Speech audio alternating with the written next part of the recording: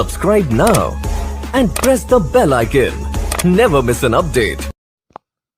Hello everyone, my self Zakir Hussain Hussain study classes में आपका स्वागत है। प्रश्न संख्या 3, प्रश्नावली 1.1 की किसी परहेड में 616 सदस्यों वाली एक सेना आर्मी की टुकड़ी को 32 सदस्यों वाले एक आर्मी बैंड के पीछे मार्च करना है।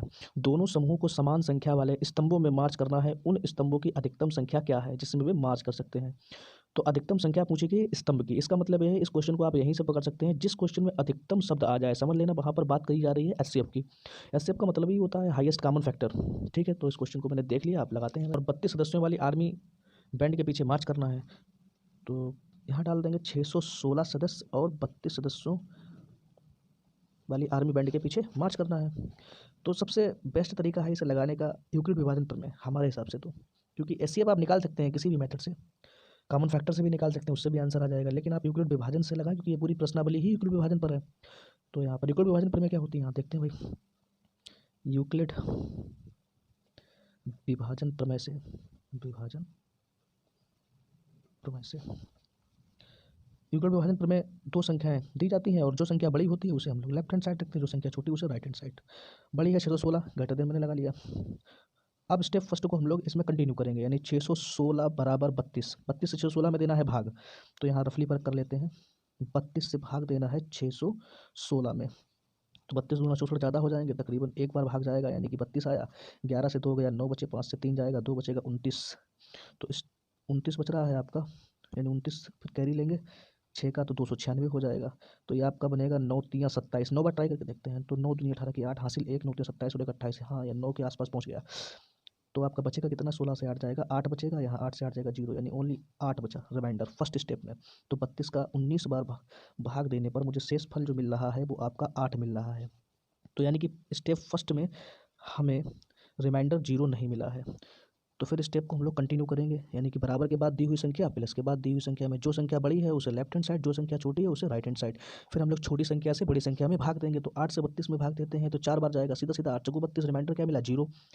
तो जिस स्टेप में रिमाइंडर 0 मिल जाए उस स्टेप में आप बोल सकते हैं कि बराबर के बाद दी हुई संख्या, यानी कि जिसे हम लोग भाजक के नाम से जानते हैं, वो उन संख्याओं का एचसीएफ कहलाती है। एचसीएफ, अब इस क्वेश्चन का तात्पर्य एचसीएफ से ये है कि स्तंभों की संख्या जो है वो आपकी 8 होगी। तो यहाँ स्तंभ की जो संख्या होगी, यानी स्तंभों की अधिकतम संख्या 8 होगी। अधिकतम संख्या कितनी होगी भाई, 8 होगी। ठीक है, अब प्रश्न 4 क्या है आपकी, प्रश्न संख्या 4। प्रश्न संख्या 4 में कहा गया है, यूक्लिड विभाजन प्रमेयिका का प्रयोग करके दर्शाइए कि किसी धनात्मक विषम पूर्णांक का वर्ग किसी पूर्णांक m के लिए 3m या 3m+1 के रूप का होता है। ये क्वेश्चन कुछ प्रश्न संख्या 2 के जैसा ही है। जिस प्रकार से हमने प्रश्न संख्या 2 हल की थी उसी प्रकार से प्रश्न संख्या 4 हल करेंगे। इसमें देखिएगा संकेत भी दिया गया है, मान लीजिए x कोई धनात्मक पूर्णांक है। ठीक है, हम संकेत को ढेलते हैं, अपने पास से लगाते हैं।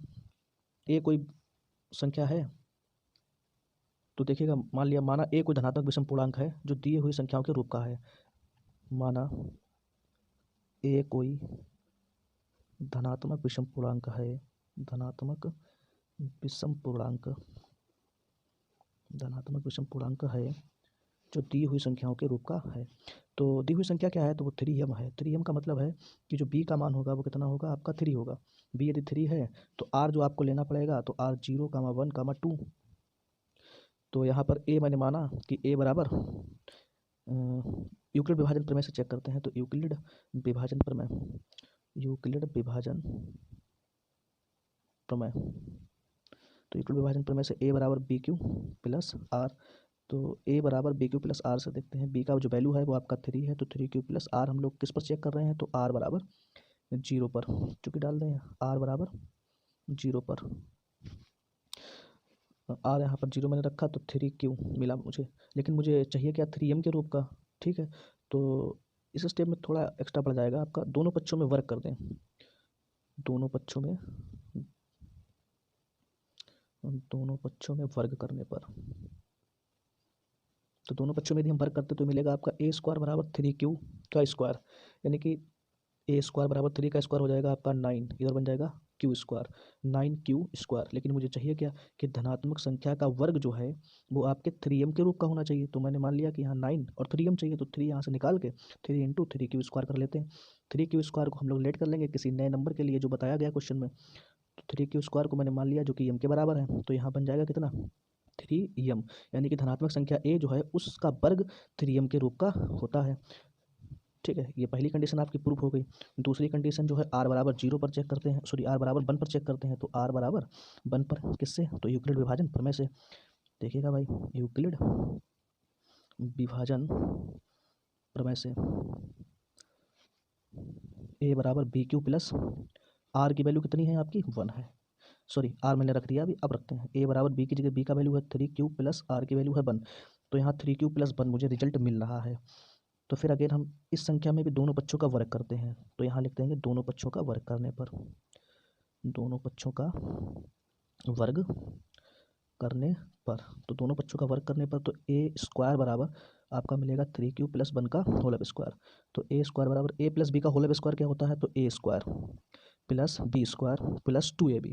तो 2ab का मतलब हुआ जा करके आपका यहाँ पर 2 3 6 यानी 6Q इंटू, सॉरी ठीक है, a² बराबर मुझे चाहिए क्या 3m प्लस 1 के रूप का चाहिए। तो 3 का बन जाएगा स्क्वायर 9Q² प्लस 6Q को आगे कर लें 6Q प्लस 1।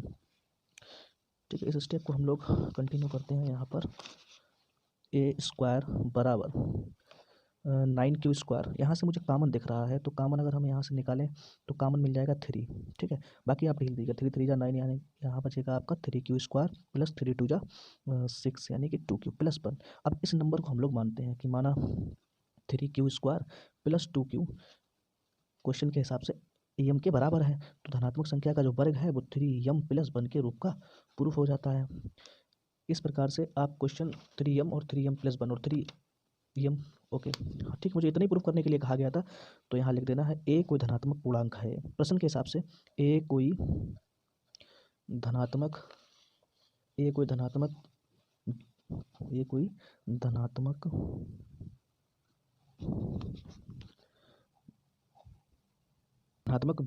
विषम पूर्णांक नहीं, सॉरी, यहाँ a कोई धनात्मक वर्ग, यानी a कोई धनात्मक पूर्णांक का वर्ग, a कोई धनात्मक पूर्णांक का वर्ग 3m या 3m प्लस 1 के रूप का होता है, 3m या 3m प्लस 1 के रूप का होता है। इस क्वेश्चन में इतना ही प्रूफ करने के लिए कहा गया था, तो इस क्वेश्चन को हमने प्रश्न संख्या 4 में प्रूफ कर लिया है। माना a कोई धनात्मक, सॉरी यहाँ पर विषम नहीं होगा, गलती हो गई, यहाँ a कोई धनात्मक पूर्णांक का वर्ग होना चाहिए, पूर्णांक का वर्ग है। ठीक है, तो आप प्रश्न संख्या 4 को कंप्लीट कर चुके हैं। प्रश्न संख्या 5 को हम लोग कंटिन्यू करते हैं। प्रश्नावली 1.1 का प्रश्न संख्या 5 क्या कहा गया है, आइए देखते हैं। यूक्लिड विभाजन प्रमेय का प्रयोग करके दर्शाइए कि किसी धनात्मक पूर्णांक का घन, इसमें देखिएगा घन की बात करेगी। इससे पहले जो हमने क्वेश्चन लगाया था उसमें वर्ग की बात करेगी थी, इसमें घन की बात करी थी, और क्वेश्चन नंबर 2 में कुछ भी नहीं कहा गया था। तो यहाँ पर आप इसी तरीके से पहचान सकते हैं, यहाँ वर्ग कहा गया, यहाँ घन कहा गया। घन कहा गया इसका मतलब है इसमें a प्लस b का होल क्यू लगाना पड़ेगा आपको। कहा गया पूर्णांक का घन जो है 9m प्लस 1 या 9m प्लस 8 के रूप का होता है। ठीक है, बड़ा आसानी से हल कर सकते हैं।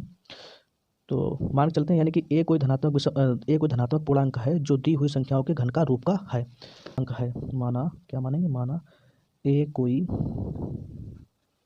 धनात्मक पूर्णांक है। ओके, a कोई धनात्मक पूर्णांक है, कहा क्या गया है, तो 9m, तो 9m का मतलब ये हुआ जाकर के आपका कि जैसे 9m बताया है, तो यानी जो b की वैल्यू होगी b बराबर 9, तो रिमाइंडर जो है वो इससे एक कम तक जाएगा, यानी कि जो r का मान होगा तो r बराबर 0 1 2 3 4 5 6 7 एंड 8 तक होगा आपका। तो मुझे सभी पे निकालना पड़ेगा, तो ये क्वेश्चन बड़ा हो जाएगा। लेकिन मुझे पूछे कितने गए हैं टर्म्स, तो 9m प्लस 1 और 9m प्लस 8 के। ठीक है, तो 3 टर्म पूछे गए, चेक करते हैं यहाँ से। तो यूक्लिड विभाजन प्रमेय से, यूक्लिड विभाजन प्रमेय से क्या है, a बराबर BQ प्लस R। a बराबर BQ प्लस R से अगर देखते हैं तो a बराबर b की जगह b का वैल्यू है 9Q प्लस R बराबर 0 पर। हम किस पे चेक कर रहे हैं, तो R बराबर 0 पर चेक कर रहे हैं। तो मैंने 0 रखा, तो a बराबर रिजल्ट मिला मुझे 9Q रिजल्ट मिला। इसका मतलब ये हुआ कंपेरिजन यदि की जाए यहाँ Q की, तो हम लोग मान के चलते हैं कि Q जो है वो बराबर है किसके, माना क्यू बराबर है यम के प्रश्न के हिसाब से, तो ये आपका हो जाएगा ए बराबर 9 यम। ओके, तो पहली कंडीशन तो प्रूफ हो गई। दूसरी क्या है, तो दूसरी है आर बराबर 1 पर चेक करते हैं। आर बराबर 1 पर ए बराबर बी क्यू प्लस आर से तो ये आपका बनेगा जाकर के ए बराबर बी की जगह बी का वैल्यू है 9 क्यू प्लस आर का वैल्यू कितना है भाई 1, तो 9 क्यू प्लस 1, तो 9 क्यू प्लस 1 है। सॉरी, इस स्टेप में पहले स्टेप में जब मैंने आर बराबर 0 रखा था तो मुझे रिजल्ट 9 क्यू मिला था, और जो कि मैंने डायरेक्ट यहाँ क्यू को एम के इक्वल मान लिया। ये गलत है, क्योंकि इस क्वेश्चन में ये कहा गया है क्योंकि ए कोई धनात्मक पूर्णांक जो कि इन संख्याओं के घन के रूप की होनी चाहिए, मतलब मुझे दोनों बच्चों में घन करना है, यानी कि क्यूब करना है। तो यहाँ थोड़ा गलती हो गया, तो ए बराबर 9 क्यू तो दोनों पक्षों में मुझे घन करना है, तो यहाँ लिख देना है दोनों पक्षों में घन करने पर, दोनों पक्षों में घन करने पर, तो ये आपका बनेगा ए क्यू बराबर 9 क्यू का होल ऑफ क्यू। तो ये बनेगा 9 का क्यू बन जाएगा कितना, या 9 का क्यू ना बना कोई दिक्कत नहीं, बट 9 मल्टीपल 9 का स्क्वायर हो जाएगा 81 क्यूब। अब 81 क्यूब की पावर क्यू, तो इसे हम लोग, अब इसे हम लोग मानते हैं कि माना कि 81 क्यूब की पावर क्यू बराबर यम है। तो अगर हम लोग लिखते हैं तो ए जो धनात्मक पूर्णांक का घन है वो बराबर हो जाएगा किसके 9 यम के रूप का। यही मुझे क्वेश्चन में कहा गया था। ठीक है, तो अब ये पहली स्टेप आपकी सही है। तो इस प्रकार से हम लोग आर बराबर 1 पर चेक करते हैं यूक्लिड विभाजन प्रमेय से, तो 9 क्यू प्लस 1 मिला। अब इस स्टेप में भी हम लोग क्या बनाएंगे, ये स्टेप आपका फर्स्ट था और ये आपका स्टेप सेकेंड बन रहा है। स्टेप आप लोग स्टेप डाल देना, अगर मैंने ना डाली हो तो आप लोग भी डाल देना, गलती मत करना इस चीज़ की। दोनों पक्षों में मुझे घन करना है, तो यहाँ लिख देना है कि दोनों पक्षों में घन करने पर, दोनों पक्षों में यदि हम घन करते हैं तो यहाँ मुझे रिजल्ट मिलेगा ए क्यू बराबर 9 क्यू प्लस 1 का होल ऑफ क्यू। ठीक है, तो ए क्यू बराबर 9 क्यू प्लस 1 का होल ऑफ क्यू का मतलब है this is the A, this is the B, यानी कि ए प्लस बी का होल ऑफ क्यू क्या होता है, तो A Q plus B Q, 1 का क्यू बनी रहेगा, प्लस का 3ab, तो 3a और b इंटू ए प्लस बी, यानी 9 क्यू प्लस 1। ठीक है, अब हम लोग इसे थोड़ा कंटिन्यू करते हैं आगे।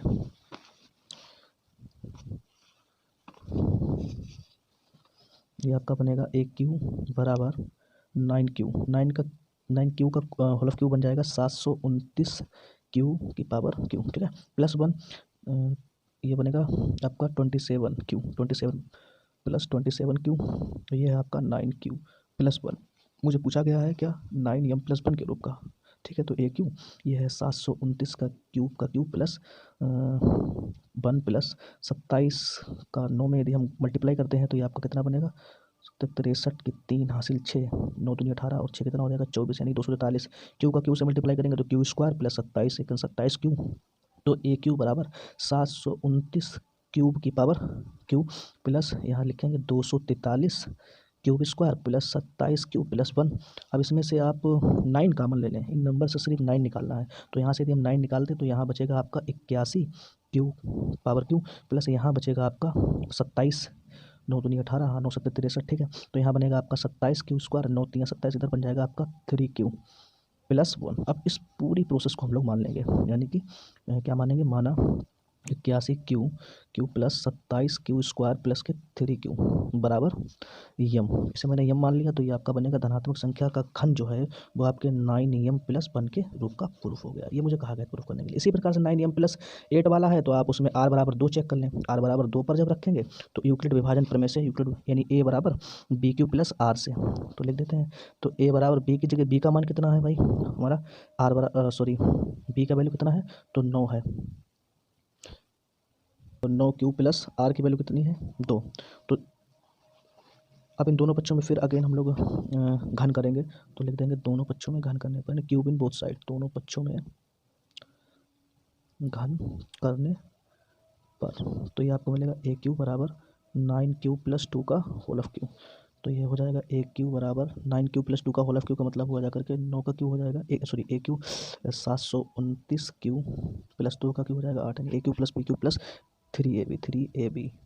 तो ये हो जाएगा 3ab इंटू ए प्लस बी, यानी 9 क्यू+2। तो ए क्यू बराबर 729 क्यूब की पावर क्यूब प्लस 8 प्लस 3 9 जा 27, 27 2 जा 54, यानी कि 54 हो गया आपका 54 क्यू स्क्वायर। पट मिस्टेक हो गई, 54 क्यू रखें आप, 9 क्यू+2।